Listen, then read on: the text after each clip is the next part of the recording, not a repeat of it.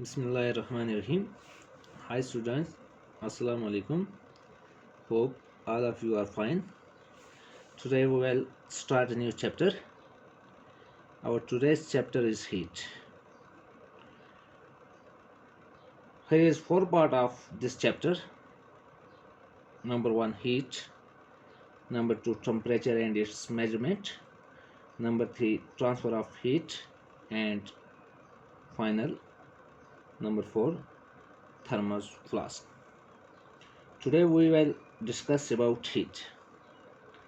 Let us learn about heat. So first of all, we will try to understand about the heat. What is heat? What is heat? हाँ तो बच्चों, आज जो हमारा ये chapter है, नया चैप्टर आज हमने स्टार्ट किया है। तो ये चैप्टर जो है, हमारा चैप्टर का नाम है हीट। तो सबसे पहले हम इस चैप्टर के 4 पार्ट्स हैं। ये जो चैप्टर है 4 पार्ट है। फर्स्ट है हीट, उसके बाद है टेम्परेचर एंड इट्स मेजरमेंट, उसके बाद है transfer of heat and final one है थर्मस फ्लास्क। तो जो पहला है हमारा हीट, इसके बारे में हम पढ़ेंगे। हम ये जानेंगे कि व्हाट इज़ हीट, हीट है क्या।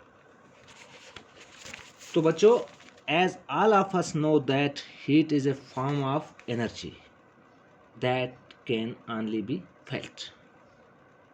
Heat is a form of energy, यानी हीट जो है ये एनर्जी की एक फॉर्म है, तो जिसको सिर्फ हम क्या करते हैं, महसूस कर सकते हैं। तो अब एक क्वेश्चन यहाँ पे रेज होता है कि if heat is a form of energy, then energy is capacity of doing work. अगर हीट जो है ये एनर्जी की एक फॉर्म है, तो एनर्जी जो है इसकी ये कैपेसिटी है, इसकी ये कैपेबिलिटी है कि वो कोई काम अंजाम दे। हाँ, तो अब इसकी मैं मिसालें दूंगा कि किस तरह हीट जो है ये एनर्जी की एक फॉर्म है। तो लिसन, अब सुनो बच्चों। For example, when we heat a pan of water, the water at the bottom rises. जब हम पानी का एक पैन गर्म करते हैं, गैस पे रखते हैं और उसका फ्लेम जो है नीचे से तेज़ करते हैं, तो पानी जो बॉयल जब होता है, वो उसको जब हीट मिलती है, वो बॉयल होता है, तो वो राइज होता है, वो उसके बुलबुले उठते हैं, नीचे से ऊपर चढ़ता है, स्टीम मिलती है उसको, स्टीम के ज़रिए वो ऊपर चढ़ता है। हीट उसमें जब पैदा होती है तो वो ऊपर चढ़ता है। ये इसकी एक मिसाल है। उसके बाद when a pressure cooker is heat, the weight of its lid pushed up by steam. Heat gives steam the energy to felt the weight of the lid. जब हम प्रेशर कुकर को हीट करते हैं, जब प्रेशर कुकर हीट किया जाता है, तो कुकर का ढक्कन जो है उसका दबाव ऊपर की तरफ बढ़ता है। वो दबाव क्यों बढ़ता है? वो दबाव इसलिए बढ़ता है क्योंकि कुकर के अंदर स्टीम होती है। कुकर के अंदर स्टीम होती है, जो हीट होता है उसको नीचे से आग उसके नीचे जल रही होती है, उससे वो पानी जो होता है उसमें, या खाना जो होता है, जो भी होता है उसमें, वो गर्म हो जाता है, हीट मिलती है। हीट मिलने से उसके अंदर स्टीम बन जाती है। तो वो स्टीम जो होती है वो उसके लेड को, जो प्रेशर का वो लेड होता है, ढक्कन होता है, वो उसको ऊपर की तरफ पुश करता है, ऊपर की तरफ वो उस स्टीम उसको ऊपर की तरफ पुश करती है। तो जिसकी वजह से वो जो उसकी विसल जो होती है ऊपर से ऊपर उठती है, उस पुश की वजह से वो ऊपर उठती है। तो इससे ये ज़ाहिर होता है, क्या ज़ाहिर होता है कि heat is a form of energy. तो बच्चों, आपको ये समझ में आ गया होगा। अब हम सबक की तरफ आते हैं। तो सबसे पहले बच्चों मैं ये सबक पढ़ूंगा, तो आप गौर से सुनेंगे, हैं बच्चों? Listen carefully. In chapter 3, you learn that woolen cloths are made from animals' fibers. You also know that cotton cloths are made from plants' fibers. We wear woolen cloths during winter when it is cold outside. Woolen cloths keep us warm. We prefer to wear light colored cotton cloths when it is hot. These give us a feeling of coolness. You might have wondered why particular types of cloths are suitable for a particular season. In winter you feel cold inside the house. If you came out in the sun you feel warm. In summer you feel hot even inside the house. How do we know whether an object is hot or cold? How do how do we find out how hot or cold an object is? In this chapter we shall try to seek answer of some of these questions.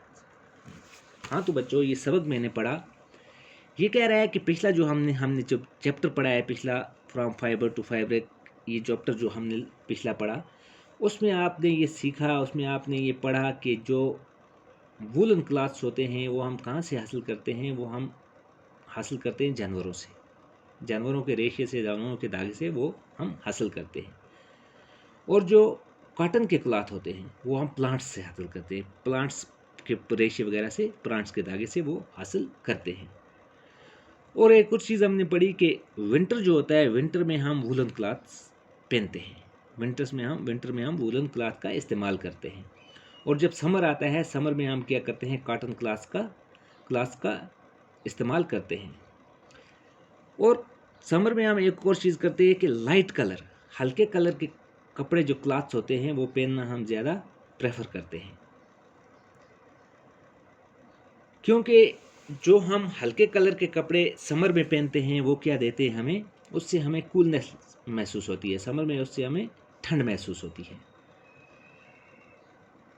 तो आपने ये भी देखा होगा कि किसी particular cloth को हम एक पर्टिकुलर सीज़न में पहनते हैं। फॉर एग्जांपल, हम गर्मियों में ठंडे कपड़े पहनते हैं और सर्दियों में हम क्या करते हैं? गर्म कपड़े पहनते हैं। गर्मियों में वूलन कपड़े पहनते हैं और सर्दियों में हम जो करते हैं कॉटन कपड़े पहनते हैं। गर्मियों में हम हल्के से कपड़े पहनते हैं और लाइट कलर के कपड़े पहनते हैं। और उसके अलावा क्या करते हैं? In winter you feel cold inside house. और जब विंटर होता है, सर्दी होती है, बर्फ़ पड़ रही होती है, तो हम जब घर के अंदर भी होते हैं, मकान के अंदर होते हैं, तो हम सर्दी महसूस करते हैं। If you come out in the sun you feel warm. तो जब आप घर से, मकान से बाहर आ जाते हो सर्दियों में, तो धूप में आ जाते हो, तो आप गर्मी महसूस करते हो। In summer you feel hot even inside the house. जबकि गर्मियों में आप क्या करते हो? अगर घर के अंदर भी होते हो, मकान के अंदर भी होते हो, तो वहाँ भी गर्मी महसूस करते हो। How do we know whether an object is hot और कोल्ड? हम ये कैसे जान सकते हैं कि कोई चीज़ है वो गर्म है या ठंडी है? How do we find out how hot and cold an object? हम ये कैसे जान सकते हैं कि कोई चीज़ कितनी गर्म है और कितनी ठंडी है? तो in this chapter we shall try to seek answer of some of these questions. तो ये जो चैप्टर है, इस चैप्टर में हम इन्हीं कुछ सवालों के जवाब जानने की कोशिश करेंगे। तो first of all, hot and cold, इसके बारे में हम अब पढ़ेंगे। In our day to day life we come across a number of objects. Some of them are hot and some of them are cold. For example, tea is hot and ice cream is cold. हमारे day to day life जो है, इसमें हमें बहुत सारे objects से पाला पड़ता है, बहुत सारी चीज़ों से हमें पाला पड़ता है, रोज़मर्रा की ज़िंदगी में हमें इस्तेमाल होती हैं। तो ये जो ऑब्जेक्ट्स होते हैं, इनमें कुछ गर्म होते हैं और कुछ ठंडे होते हैं। फॉर एग्जांपल, जैसे चाय जो है, चाय गर्म है, और जो आइसक्रीम है, आइसक्रीम ठंडी है। अब ये कह रहा है कि list some of objects you use commonly. अब कुछ ऐसी चीज़ों की आप लिस्ट बनाओ जिनको आप रोज़मर्रा ज़िंदगी में इस्तेमाल करते हो।